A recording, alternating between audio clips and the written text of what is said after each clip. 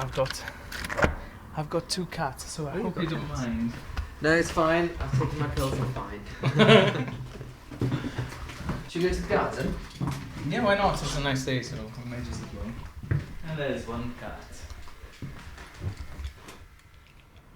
So Federico, tell me where you are now then. Are you in a better place now?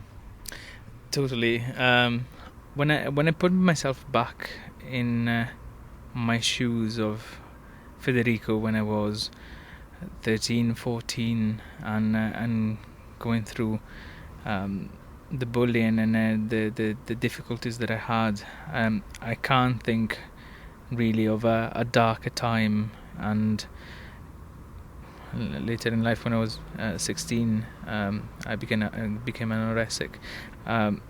It has been quite a journey of learning and sort of understanding what has happened to actually get to a point where I'm happy and enjoying life. So talk to me about this going into schools. What is it? Why do you go into schools and what do you say? We run a workshop. It sort of includes information around raising awareness around sexual orientation, gender identity, what words are acceptable, what are not acceptable words. And I think it challenges as well their thinking, because I do put them on the spot. So the statement for you is, if I found out that my brother or sister or a member of my family was gay or lesbian, I would be okay. Anyone happy to tell me? Yeah. Because what would you be happy about if someone is gay in your family? You wouldn't be happy if someone is gay in your family. Yeah. Okay.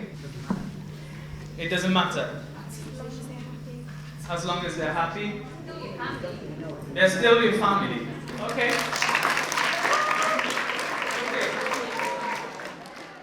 So what kind of things have you learned? I've learned a lot around how you can change attitudes in the wider context by tackling the issues as early as you can.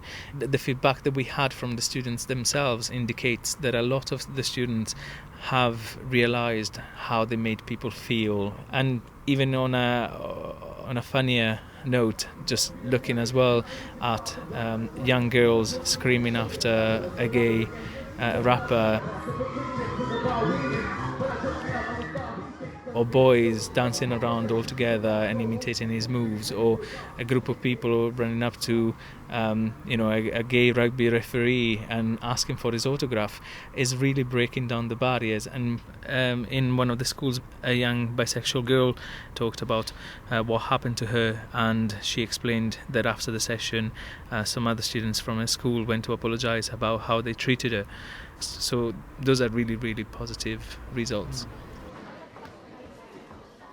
Today's presentation was really good, and I'm glad that they've actually done it for us. I've never been abused or physically, but I've had names called to me, and I've had about 2 people come up to me and say sorry, because people have learned so much from it. So we're here now in your garden in Swansea. It feels like a world away from San Marino. Do you miss it? Do you miss the village and your family? Quite strangely, I think that for a long time I never appreciated San Marino, where I was from, my roots, and I had this feeling of running away. I had to leave it all behind because, of course, I was going through a very difficult time, and I think that a lot has happened since. So I'm now here in Swansea. I've got my house, I've got my business, and a really good boyfriend, and planning to get a house together very shortly.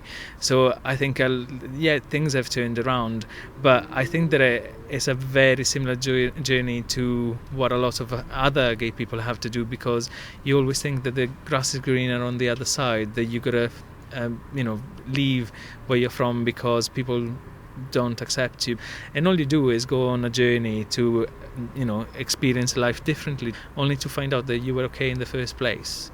And that really all it was about accepting yourself. If you could meet little Federico again, about to go into school, what advice would you give him?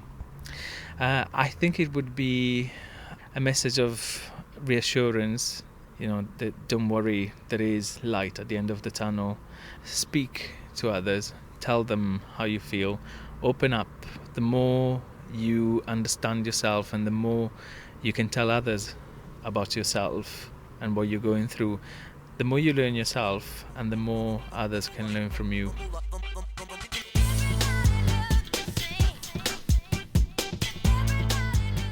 Federico's right, of course. Talking about it really does help.